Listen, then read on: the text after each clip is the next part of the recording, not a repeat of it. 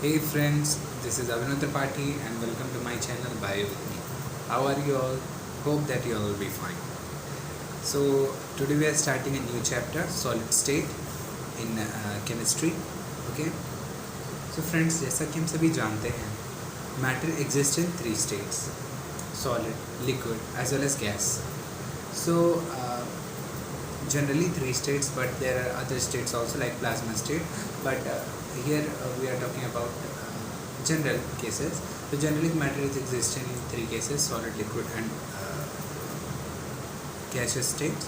So what is solid state actually, and what are the properties of solid, and what are the defects in solid, and what are the various whereabouts of a solid that we'll study in this chapter. चलिए तो start कर रहे हैं. Solid ऐसा state है, हर state को हम इस तरह से डिफाइन करते हैं कि उसकी कुछ कैरेक्टरिस्टिक होती हैं, ठीक है, और उन कैरेक्टरिस्टिक के आधार पे हम उस स्टेट को डिफाइन करते हैं. तो सॉलिड स्टेट एक ऐसा स्टेट है जिसके अंदर हमें फॉलोइंग कैरेक्टरिस्टिक ऑब्जर्व हो. सबसे पहली बात तो उसके जो पार्टिकल्स होते हैं उनके बीच में जो अट्रैक्शन फोर्स होता है वो बहुत ज़्यादा होता है. इसलिए सबसे पहला पॉइंट है स्ट्रॉन्ग इंटरमॉलिक्यूलर फोर्सेस. उसमें जो फोर्सेस होते हैं स्ट्रॉन्ग होते हैं. अच्छा, जब चीज़ें स्ट्रांगली बॉन्डेड होंगी तो उनके बीच का डिस्टेंस कम होगा, इसलिए short intermolecular distances short intermolecular distances होंगे क्योंकि फोर्सेस जो हैं बहुत ज़्यादा स्ट्रांग हैं, ठीक है. फिर उसके बाद ये जो है definite mass, volume and shape. इनका मास, वॉल्यूम और शेप ये सब डेफिनेट होता है. ऐसा क्यों? ऐसा इसलिए क्योंकि सॉलिड के पार्टिकल्स के बीच में strong intermolecular forces of attraction होते हैं. जो फोर्सेस जब स्ट्रॉन्ग होते हैं इसके कारण से इनका शेप कहीं चेंज नहीं हो पाता है और इनका वॉल्यूम भी चेंज नहीं हो पाता है. और मास तो डेफिनेट होता ही है क्योंकि नंबर ऑफ़ पार्टिकल्स तो सेम रहते ही हैं. चलिए नेक्स्ट बात करें तो particles are fixed so can only oscillate. Particles freely move नहीं कर पाते हैं, पार्टिकल्स फिक्स्ड रहते हैं एक पोजीशन पे, इसलिए वो जस्ट वाइब्रेट कर पाते हैं. Incompressible and rigid. Solids are incompressible and rigid. As we all know, solids can not be compressed. Okay, if we try to compress any liquid or gas, they are compressed. वो इसलिए compress हो पाते हैं क्योंकि उनके बीच में intermolecular space ज़्यादा होता है. तो वो जब हम प्रेस करते हैं तो जो पार्टिकल्स होते हैं वो इंटरमॉलिक्यूलर स्पेसेस में आ जाते हैं और इंटरमॉलिक्यूलर स्पेसेस रिड्यूस होते चले जाते हैं. लेकिन सॉलिड में जब इंटरमॉलिक्यूलर स्पेसेस नेग्लिजिबल होते हैं इसके कारण से सॉलिड्स कंप्रेस नहीं किए जा सकते. बात करें आगे तो सॉलिड दो टाइप के होते हैं, क्रिस्टलाइन और अमॉर्फस, ठीक है. तो क्रिस्टलाइन सॉलिड वो कौन से? क्रिस्टलाइन सॉलिड वो होते हैं जिनके अंदर एक डेफिनेट अरेंजमेंट हमें देखने को मिलता है. और अमॉर्फस सॉलिड कौन? अमॉर्फस सॉलिड वो सॉलिड होते हैं जिनके अंदर हमें इरेगुलर अरेंजमेंट देखने को मिलता है. किनका? पार्टिकल्स का. सॉलिड्स होते हैं पार्टिकल्स के अरेंजमेंट से बनते हैं. तो कुछ सॉलिड ऐसे होते हैं जिनके अंदर पार्टिकल्स रेगुलर फॉर्म में अरेंज है, कुछ सॉलिड्स ऐसे हैं जिनके अंदर पार्टिकल्स इरेगुलर फॉर्म में अरेंज है. तो ऐसे सॉलिड जिनके अंदर पार्टिकल्स रेगुलर फॉर्म में अरेंज है वो क्रिस्टलाइन सॉलिड्स कहलाते हैं और जिनमें इरेगुलर फॉर्म में अरेंज है वो अमॉर्फस सॉलिड कहलाते हैं. चलिए बात कर लें शेप की. तो शेप ऑफ क्रिस्टलाइन सॉलिड कैसा होता है? Definite, characteristic, geometrical shape. उनका डेफिनेट और कैरेक्टरिस्टिक मीन्स अगर कोई एक चीज़ है, अगर डायमंड है तो डायमंड का शेप जो रहेगा वो हमेशा एक जैसा ही होगा, उसके क्रिस्टल्स का शेप जो है हमेशा एक जैसा ही होगा, ठीक है. अमॉर्फस सॉलिड का इरेगुलर शेप होता है, ठीक है, और वो कैरेक्टरिस्टिक नहीं होता है. कैरेक्टरिस्टिक मीन्स किसी कोई भी शेप का हो सकता है, ठीक है. मेल्टिंग पॉइंट जो होता है क्रिस्टलाइन सॉलिड का शार्प मेल्टिंग पॉइंट होता है, ठीक है.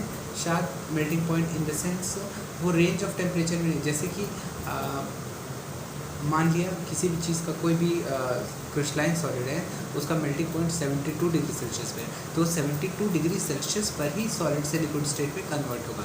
लेकिन अगर बात करें अमॉर्फस सॉलिड की तो अमॉर्फस सॉलिड एक रेंज ऑफ टेम्परेचर में मेल्ट करते हैं. एक उनका पर्टिकुलर फिक्स टेम्परेचर नहीं होता है, उनके रेंज ऑफ टेम्परेचर में वो मेल्ट करते हैं.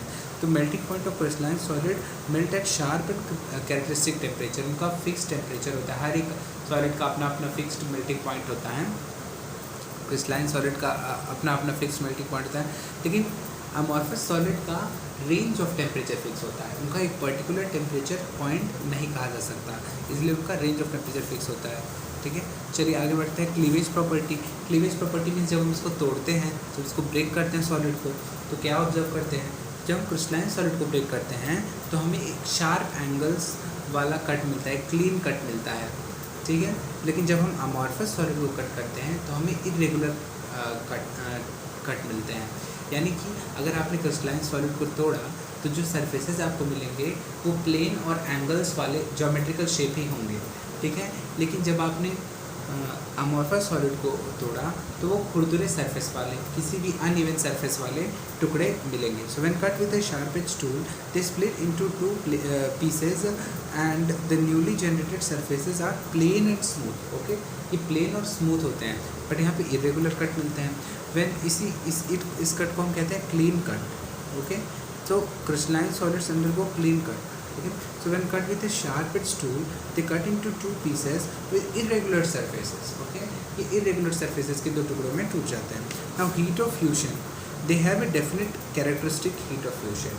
ठीक है, heat of fusion क्या होता है? heat of fusion वो amount of heat होती है जो मेल्ट करने पे रिलीज होती है। यानी कि कोई भी बॉन्ड्स जो होते हैं, बॉन्ड्स बनाने में हमें एनर्जी लगती है। ओके, चलिए, तो मान लीजिए हमने कोई बॉन्ड्स बनाई, ठीक है, तो बॉन्ड्स बनाए तो एनर्जी लगी, तो सॉलिड के जो पार्टिकल्स हैं उनके बीच में एक तरह का बॉन्ड बना है।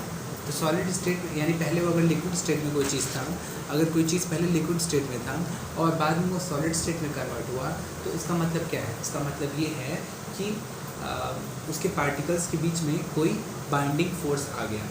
अच्छा, और बाइंडिंग फोर्स आ गया तो इसके पार्टिकल्स का एंट्रोपी यानी रैंडमनेस कम हो गया। अच्छा, रैंडमनेस कम हुआ तो कुछ एनर्जी रिलीज़ हो गया एटमॉस्फेयर में। यानी कि जब बॉन्ड बनते हैं तो कुछ एनर्जी एटमॉस्फेयर में रिलीज़ होती है और उसी को हम बोलते हैं बॉन्ड एनर्जी, ठीक है। लेकिन जब हम सॉलिड में भी अब लिक्विड स्टेट से अगर सॉलिड स्टेट बना तो फिर उसमें भी कुछ बॉन्ड बने होंगे जिससे उसके अंदर कुछ एनर्जी उन बॉन्ड्स के अंदर स्टोर होगी।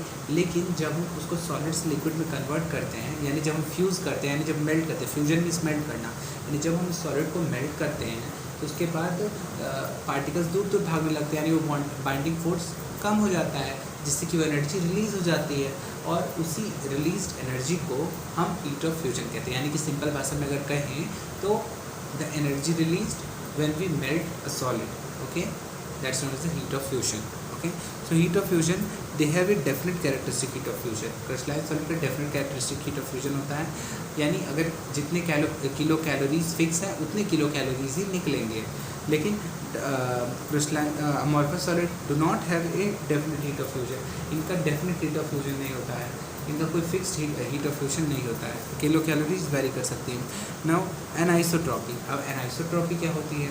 एनाइसोट्रॉपी यानी कि अगर एक प्रॉपर्टी, कोई भी प्रॉपर्टी है किसी भी सॉलिड में या किसी सॉलिड में कोई ऐसी प्रॉपर्टी जो कि हर डायरेक्शन से देखने में सेम आए, ठीक है, उसको बोलते हैं एनाइसोट्रॉपिक, ठीक है। अगर सारी प्रॉपर्टीज़ जो है किसी भी एंगल से देखने में, सॉरी वंस अगेन, आइसोट्रॉपी क्या है? अनाइसोट्रॉपी जानने से पहले आपको सबसे पहले जानना होगा आइसोट्रॉपी क्या है। आइसो मीन्स आइसोटोप, आइसोटोन, हर जगह सुना है ना हमने केमिस्ट्री में पहले। तो आइसो मतलब होता क्या है? आइसो मतलब सेम। अच्छा, तो आइसोट्रॉपिक कौन होते हैं? ट्रॉपिक मीन्स डायरेक्शन, हर डायरेक्शन से जिन प्रॉपर्टीज़ की वैल्यू सेम आए, हर डायरेक्शन से जिन प्रॉपर्टीज़ की वैल्यू सेम आए, ऐसी प्रॉपर्टीज़ को हम आइसोट्रॉपिक प्रॉपर्टीज़ बोलते हैं, ठीक है। लेकिन हर डायरेक्शन से प्रॉपर्टीज़ की वैल्यू सेम ना आए तब हम उसको बोलते हैं एनाइसोट्रॉपिक। और जो क्रिस्टलाइन सॉलिड्स होते हैं वो एनाइसोट्रॉपिक होते हैं और जो अमॉर्फस सॉलिड होते हैं वो आइसोट्रॉपिक इन नेचर होते हैं। रीज़न मैं एक्सप्लेन कर रहा हूँ। जैसा कि मान लिया ये क्रिस्टलाइन सॉलिड है, ठीक है। अब क्रिस्टलाइन सॉलिड में ये पार्टिकल्स का अरेंजमेंट है, रेगुलर अरेंजमेंट होगा, ओके।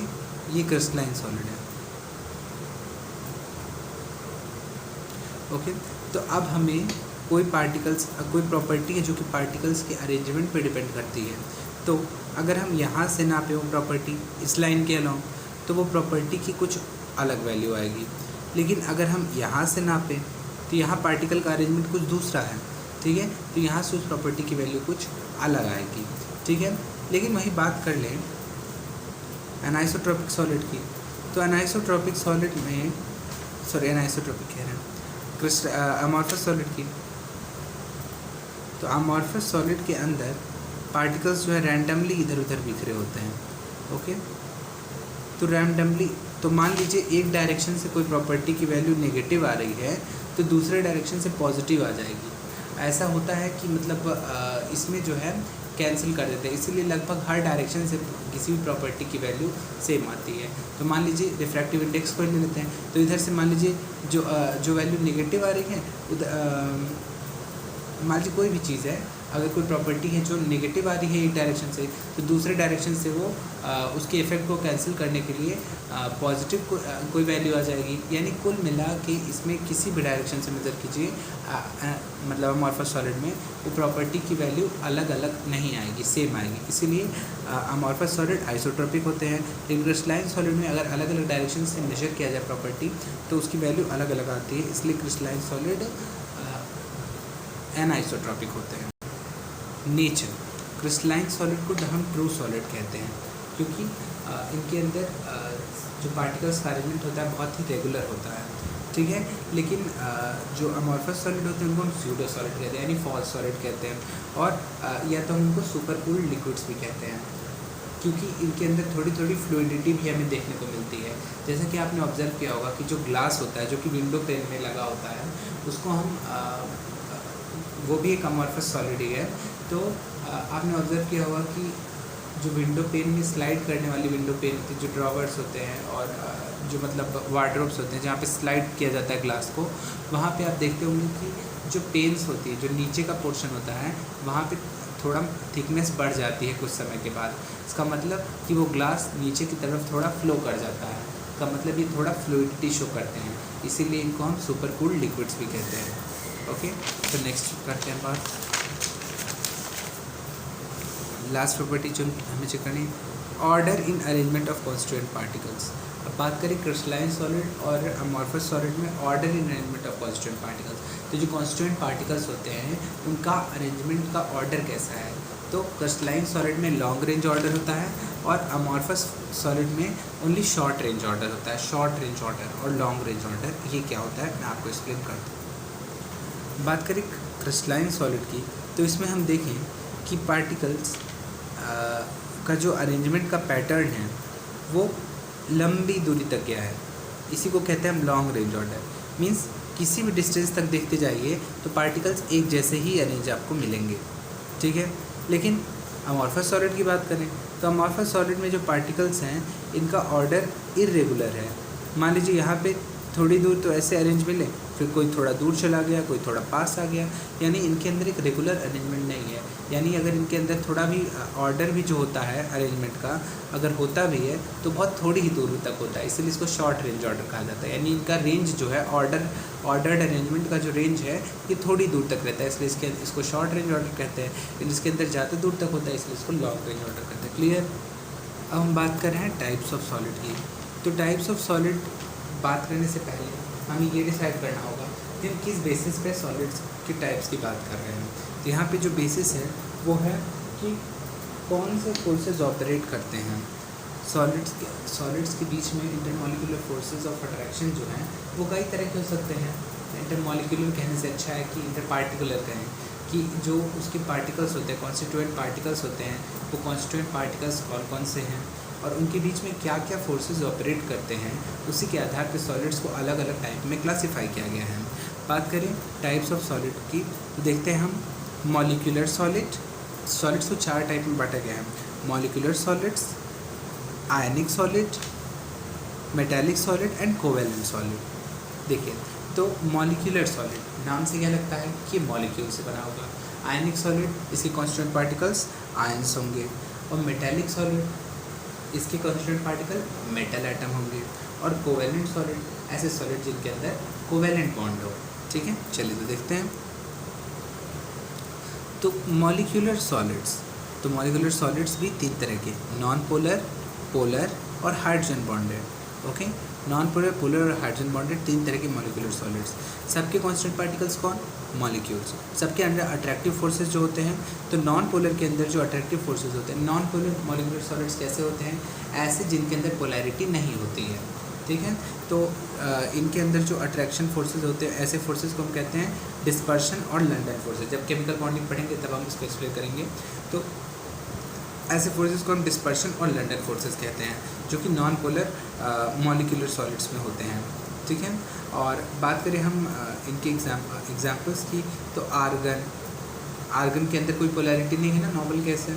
कार्बन टेट्राक्लोराइड, तो कार्बन टेट्राक्लोराइड का भी डाइपोल मोमेंट जीरो हो जाता है, क्योंकि चार तरफ क्लोरीन लगे होते हैं, नेट डाइपोल मोमेंट जीरो हो जाता है।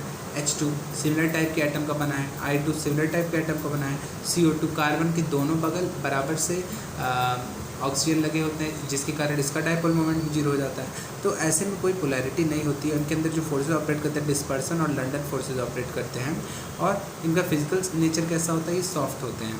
और कंडक्टिविटी, ये एक्चुअली जब इनके अंदर कोई पोलैरिटी नहीं है, जो कंडक्टिविटी नहीं करते हैं, इसलिए इंसुलेटर होते हैं। मेल्टिंग पॉइंट इनका कैसा होता है? वेरी लो, बहुत ही कम मेल्टिंग पॉइंट होता है, क्योंकि इनके अंदर कोई स्ट्रॉन्ग फोर्सेस नहीं, डिस्पर्सन फोर्सेस और लंडन फोर्सेस ही काम करते हैं, ठीक है। नेक्स्ट बात करें तो नेक्स्ट है पोलर सॉलिड। पोलर सॉलिड कौन? जिनके अंदर पोलैरिटी है। तो पोलैरिटी, तो इनके अंदर कैसा अट्रैक्शन होगा? जब पोलैरिटी होगी यानी डाइपोल होंगे, तो इनके अंदर डाइपोल इंटरेक्शन होगा, और ये डाइपोल इंटरेक्शन से आपस में जुड़े होंगे। बात करें इनकी एग्जांपल्स की, तो HCl, SO2। तो SO2 भी इसके किनारे जो ऑक्सीजन होते हैं, ये बराबर से नहीं लगे होते हैं, इसलिए इसका एक नेट डाइपोल मोमेंट होता है, ठीक है। और HCl में क्लोरीन ज़्यादा इलेक्ट्रोनेगेटिविटी, हाइड्रोजन कम इलेक्ट्रोनेगेटिविटी, इसीलिए ये भी पोलर होता है। तो ऐसे मॉलिक्यूल्स के अंदर हमें डाइपोल इंटरेक्शन देखने को मिलता है, और ये पोलर मॉलिक्यूलर सॉलिड्स कहलाते हैं। और इनका फिजिकल नेचर भी सॉफ्ट होता है, क्योंकि डाइपोल इंटरेक्शन भी उतने स्ट्रॉन्ग नहीं होते हैं। और बात करें इसकी कंडक्टिविटी की, तो ये भी इंसुलेटर ही है। क्यों? क्योंकि पार्टिकल्स इसमें ऐसे सॉलिड स्टेट में पार्टिकल्स रेगुलरली अरेंज होते हैं, ठीक है। चलिए बात करें मेल्टिंग पॉइंट की, तो मेल्टिंग पॉइंट इसका लो होता है, क्योंकि इंटरेक्शन बहुत स्ट्रॉन्ग नहीं है। हाइड्रोजन बॉन्डेड, ऐसे सॉलिड जिनके अंदर हाइड्रोजन बॉन्डिंग प्रेजेंट है, उनको हाइड्रोजन बॉन्डेड सॉलिड्स कहते हैं। और हाइड्रोजन, इनके अंदर जो अट्रैक्टिव फोर्सेज है वो हाइड्रोजन बॉन्डिंग है। और एग्जांपल इसका H2O। तो हाइड्रोजन बॉन्डिंग किसके अंदर देखने को मिलता है? जब ऑक्सीजन, नाइट्रोजन और फ्लोरीन के साथ हाइड्रोजन प्रेजेंट हो, तो तो इस बॉन्ड के बीच में सबसे ज़्यादा इलेक्ट्रोनेगेटिव और इलेक्ट्रोपॉजिटिव होते हैं, मतलब हाइड्रोजन इलेक्ट्रोपॉजिटिव और ऑक्सीजन, नाइट्रोजन और फ्लोरीन अपने अपने ग्रुप के सबसे ज़्यादा इलेक्ट्रोनेगेटिव एलिमेंट्स हैं। इसके कारण से इनके बीच का जो बॉन्ड होता है वो बहुत ही इलेक्ट्रोनेगेटिविटी डिफरेंस बहुत ज़्यादा होता है। इसीलिए जब इलेक्ट्रोनेगेटिव डिफरेंस बहुत ज़्यादा होता है, तो इनके ऊपर ज़्यादा चार्जेस इंड्यूस हो जाते हैं।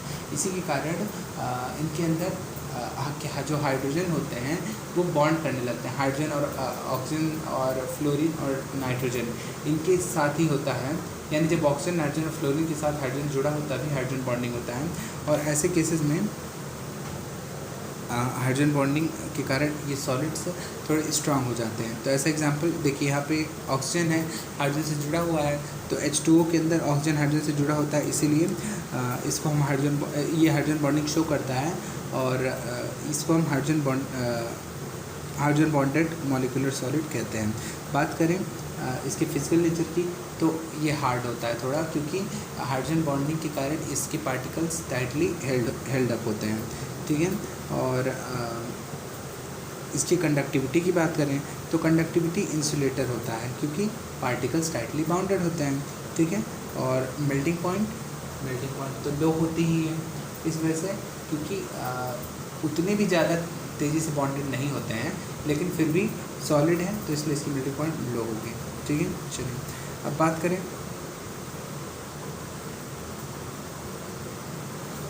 आयनिक सॉलिड्स की, तो आयनिक सॉलिड के कॉन्स्टिट्यूएंट पार्टिकल्स आयंस होते हैं, और अट्रैक्टिव फोर्सेस कोलम्बिक या इलेक्ट्रोस्टैटिक फोर्सेस होते हैं।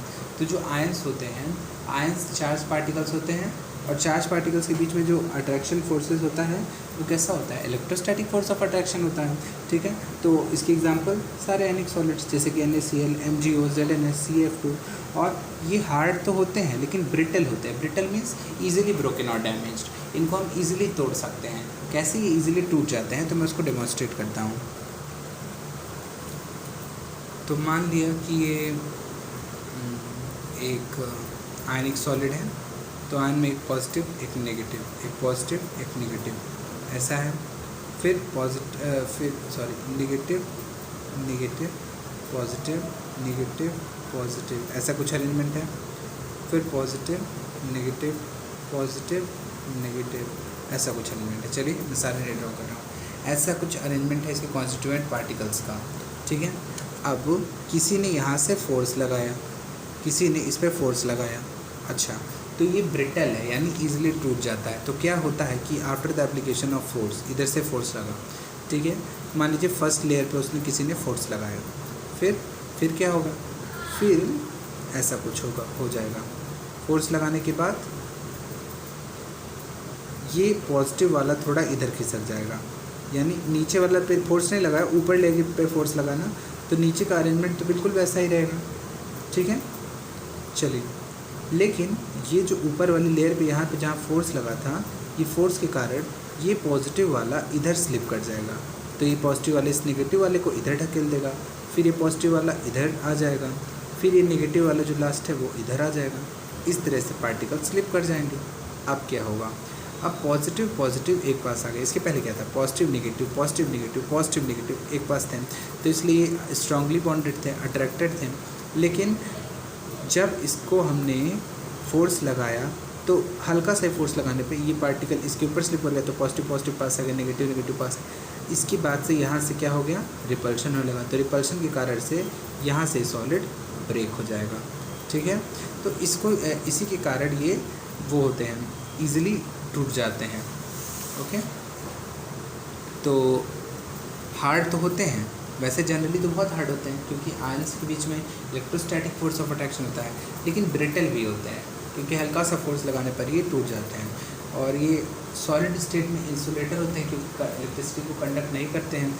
लेकिन जब हम इन्हें मेल्ट करते हैं या लिक्विड में इनका सॉल्यूशन बनाते हैं, तो हमें आयंस, जो इनके बीच के जो आयंस होते हैं वो फ्री हो जाते हैं, और जब चार्ज पार्टिकल्स उसके अंदर जनरेट हो जाते हैं लिक्विड सॉल्यूशन में या एक्वस सॉल्यूशन में, तो ये इलेक्ट्रिसिटी को कंडक्ट करने लगते हैं। यानी कि सॉलिड स्टेट में इंसुलेटर होते हैं, और लिक्विड स्टेट में या वाटर के साथ डिज़ोल्व होने पर ये कंडक्टर की तरह बिहेव करते हैं। बात करें इनके मेल्टिंग पॉइंट की, तो इनका मेल्टिंग पॉइंट हाई होता है, क्योंकि इनके फोर्सेस ऑफ अट्रैक्शन कैसे होते हैं, स्ट्रांग होते हैं। चलिए बात करें मेटालिक सॉलिड की, तो मेटालिक सॉलिड ऐसे सॉलिड्स होते हैं जो कि मेटल एटम्स के से बनते हैं। अच्छा, तो ये मेटल एटम्स आपस में किस फोर्स से अट्रैक्टेड होते हैं, तो आपस में ये इलेक्ट्रोस्टैटिक फोर्स से अट्रैक्टेड होते हैं। तो अच्छा, इलेक्ट्रोस्टैटिक फोर्स मेटल के न्यूट्रल एटम्स के बीच में जनरेट कैसे हो जाता है, वैसे मैं इसको डेमोन्स्ट्रेट करता हूँ। मान लिया कि कोई मेटल है, तो मेटल में जो एटम्स होते हैं इनके पास large number of free electron होते हैं, यानी कि मेटल में फ्री इलेक्ट्रॉन्स होते हैं इस वजह से क्योंकि metals have a tendency to lose electron. तो मान लिया कि इनकी आउटर शेल में एक इलेक्ट्रॉन है, इसकी भी आउटर शेल में एक इलेक्ट्रॉन है, इसकी भी आउटर शेल में एक इलेक्ट्रॉन है, ऐसे से बहुत सारे इसके अंदर पार्टिकल्स हैं जिसकी आउटर शेल में एक एक इलेक्ट्रॉन है। अच्छा, तो ये इलेक्ट्रॉन जब एक इलेक्ट्रॉन होते हैं किसी भी एटम के आउटर शेल में, तो उसको लूज़ करना चाहते हैं, तो metal have 1 to 3 electrons in their outermost orbit, तो they have a tendency to lose electrons, so they will lose electron. तो ये इलेक्ट्रॉन लूज़ कर दिए। अब क्या हो गया, इलेक्ट्रॉन लूज़ करने के बाद एक पॉजिटिव चार्ज आयंस हो गए, पॉजिटिव चार्ज आयंस हो गए, पॉजिटिव चार्ज आयंस, ओके, तो सारे पॉजिटिव चार्ज आयंस हो गए। साथ ही साथ नेगेटिव वाले इलेक्ट्रॉन भी लूज हो गए हैं। तो इलेक्ट्रॉन्स रैंडमली ऐसे ही घूमते रहते हैं सॉलिड में, ठीक है। फिर क्या होता है कि यानी कि ऐसा आप कह सकते हैं कि ये पॉजिटिव आयंस जो हैं इलेक्ट्रॉन्स के सी के बीच में है, यानी अगर पूरा इस इलेक्ट्रॉन्स को मान लिया जाए, पूरा सॉलिड में समझ लो एक तरह से इलेक्ट्रॉन्स भरे हैं, और इसके बीच बीच में पॉजिटिव जो आयंस हैं मेटल एटम के वो उसके बीच में रहते हैं, ठीक है। तो इसके बीच में अरेंजमेंट कैसे हो जाता है कि मान लिया कि कोई पॉजिटिव एटम है तो इसको हम कर्नल बोलते हैं, एक्चुअली पॉजिटिव आयन को हम कर्नल बोलते हैं। तो इस पॉजिटिव आयन के किनारे किनारे इलेक्ट्रॉन्स आके अट्रैक्ट होंगे, ठीक है। चलिए इसके किनारे किनारे इलेक्ट्रॉन्स आके अट्रैक्ट होंगे, वो तो ऑब्वियस सी बात है कि इलेक्ट्रोस्टैटिक फोर्स ऑफ अट्रैक्शन के कारण पॉजिटिव से नेगेटिव अट्रैक्ट होगा। चलिए अब यहाँ पे इसके किनारे किनारे इलेक्ट्रॉन्स हो गए, और जब इसके किनारे किनारे इलेक्ट्रॉन्स हो गए हैं तो फिर उसके बाद जब इलेक्ट्रॉन्स हो गए तो इलेक्ट्रॉन से पॉजिटिव चार्जेस अट्रैक्ट होंगे। बस इसी तरह से एक सैंडविच की तरह इलेक्ट्रॉन बीच के लेयर का काम करते हैं और किनारे किनारे पॉजिटिव आयंस अट्रैक्ट होते हैं, फिर इलेक्ट्रॉन आते हैं, फिर पॉजिटिव आयंस आते हैं। इस तरह का अरेंजमेंट होता है इनके अंदर। तो इस तरह के अरेंजमेंट के कारण ही ऐसे सॉलिड्स बनते हैं, इसको हम मेटालिक बॉन्डिंग कहते हैं। इस तरह की बॉन्डिंग को हम मेटालिक बॉन्डिंग कहते हैं। और मेटालिक सॉलिड्स के अंदर मेटालिक बॉन्डिंग ही पाया जाता है, ठीक है। और इसकी एग्जांपल कुछ मेटल्स हैं जैसे कि आयरन, कॉपर, लगभग सारे मेटल्स उनके अंदर उनको हम मेटालिक सॉलिड्स कहते हैं क्योंकि उनके अंदर मेटालिक बॉन्डिंग पाई जाती है, ठीक है फ्रेंड्स। चलिए तो आगे बढ़ते हैं। Hard but ductile and malleable, इनकी जो फिजिकल नेचर है ये हार्ड तो होते हैं लेकिन डक्टाइल भी होते हैं और मैलेबल भी होते हैं। डक्टाइल यानी कि इनको हम वायर्स में खींच सकते हैं, यानी कि अगर हम इनको खींचना चाहें, इनको अगर हम एक्सटेंड करें तो इनको हम वायर्स में खींच सकते हैं। इनफैक्ट जो गोल्ड होता है, गोल्ड के 2 ग्राम से 2 किलोमीटर लंबा वायर हम बना सकते हैं, ठीक है। तो ये डक्टाइल होते हैं और मैलेबल भी होते हैं। मैलेबल मीन्स इनको अगर हम प्रेस करते जाएं तो फिर ये शीट्स में कन्वर्ट हो जाते हैं, तो इसको हम मैलेबल बोलते हैं। तो ये डक्टाइल और मैलेबल होते हैं। और ये कंडक्टर होते हैं। अगर बात करें कंडक्टिविटी की तो कंडक्टर होते हैं क्योंकि इनके पास फ्री इलेक्ट्रॉन है। तो जब भी हम पोलैरिटी पोटेंशियल डिफरेंस देते हैं तो फिर इलेक्ट्रॉन्स फ्लो करने लगते हैं। बात करें इनके मेल्टिंग पॉइंट की तो फेयरली हाई होता है क्योंकि बॉन्डिंग थोड़ा स्ट्रांग होती है। बात करें लास्ट टाइप ऑफ सॉलिड्स की, तो लास्ट टाइप ऑफ सॉलिड है कोवेलेंट और नेटवर्क सॉलिड। ऐसा क्यों कहा गया नेटवर्क सॉलिड? क्योंकि कोवेलेंट बॉन्ड बना के लंबे लंबे नेटवर्क्स फॉर्म कर लेते हैं, ठीक है। तो अब आप तो कहोगे कोवेलेंट बॉन्ड उतना स्ट्रांग होता नहीं है, तो लेकिन कोवेलेंट सॉलिड सबसे ज़्यादा स्ट्रॉन्गेस्ट होते हैं। ऐसा इसलिए होता है क्योंकि आपने कभी अपने कपड़े के इंडिविजुअल धागों को देखा है? जो भी क्लोथ होता है वो इंडिविजुअल धागों से ही बुना हुआ होता है। तो इंडिविजुअल धागे जो होते हैं वो तो उतने स्ट्रॉन्ग नहीं होते हैं, लेकिन अगर हम उन इंडिविजुअल धागों का एक नेटवर्क बना दें in the form of A cloth, तो वो क्लोथ कैसा हो जाता है? स्ट्रॉन्ग हो जाता है। उसी तरह से कोवेलेंट बॉन्डिंग में भी ये जो सॉलिड्स होते हैं, ये covalent bond, single covalent bond consider करें तो वो उतना स्ट्रॉन्ग नहीं होता है, लेकिन जब ये ढेर सारे कोवेलेंट बॉन्ड एक नेटवर्क बना लेते हैं एक रेगुलर पैटर्न में, तो ये एक स्ट्रॉन्ग सॉलिड का फॉर्म ले लेते हैं। इनफैक्ट ये स्ट्रॉन्गेस्ट सॉलिड बन जाते हैं किसी के कारण, ठीक है। तो कोवेलेंट सॉलिड्स और नेटवर्क सॉलिड्स, इनके कॉन्स्टेंट पार्टिकल्स कौन होते हैं? एटम्स होते हैं। उनके अंदर का जो इंटरमॉलिक्यूलर फोर्स ऑफ अट्रैक्शन होता है वो होता है कोवेलेंट बॉन्डिंग। और इसकी जो एग्जांपल्स हैं वो है SiO2, quartz, SiC silicon carbide, diamond, graphite, aluminium nitride, सब के अंदर हमें कोवेलेंट बॉन्डिंग मीन्स देखने को मिलती है। और इनको हम, लेकिन एक एक्सेप्शन है ग्रेफाइट। ग्रेफाइट सॉफ्ट होता है, जनरली तो कोवेलेंट सॉलिड हार्डेस्ट होता है, लेकिन ग्रेफाइट सॉफ्ट होता है। क्योंकि ग्रेफाइट का जो अरेंजमेंट है, जब ग्रेफाइट के बारे में पढ़ेंगे तो हम एक्सप्लेन करेंगे।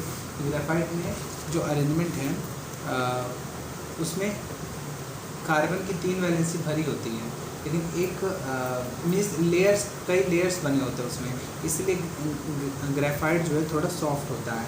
थोड़ा मतलब जो लेयर्स के बीच में जो स्पेस होती है, जब हम उसको हम प्रेस करते हैं तो ये स्पेस थोड़ा कंप्रेस हो सकता है, इसलिए थोड़े सॉफ्ट होते हैं, ठीक है। स्मूथ भी होते हैं, तो ग्रेफाइट इसीलिए एक्सेप्शन है।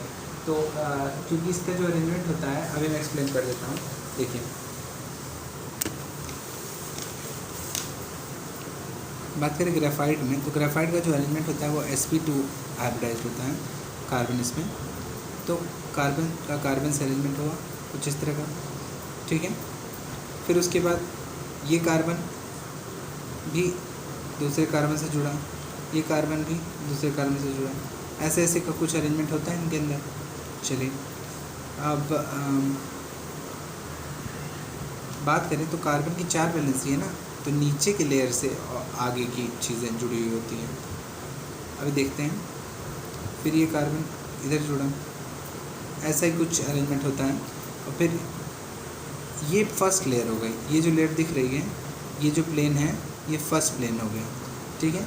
अब इसके नीचे एक लेयर ऑफ होती है जिसके अंदर भी कुछ ऐसा ही होता है। तो ये कार्बन इससे जुड़ गया, ठीक है। और फिर से तो यानी इसके अंदर लेयर्ड अरेंजमेंट देखने को मिलती है। तो ये लेयर्स एक दूसरे के ऊपर स्लाइड कर सकते हैं, जिसके कारण से इसको हम लुब्रिकेटिंग एजेंट के रूप में भी इस्तेमाल करते हैं, ठीक है।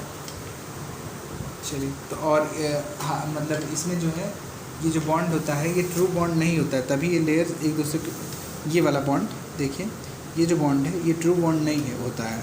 तो ये इलेक्ट्रॉन एक तरह से फ्री होता है, ठीक है। तो इसीलिए इलेक्ट्रिसिटी को कंडक्ट भी कर सकते हैं, ठीक है। चलिए, तो ये हो गया सॉलिड्स के टाइप्स के बारे में डिस्कशन। और अभी तक जो हमने डिस्कस किया, in fact that is not important. अभी जो डिस्कस करने जा रहे हैं that is much more important. Crystal lattice and unit cell. Crystal lattice. A regular three-dimensional arrangement of points in space is called crystal lattice. Its characters are as follows.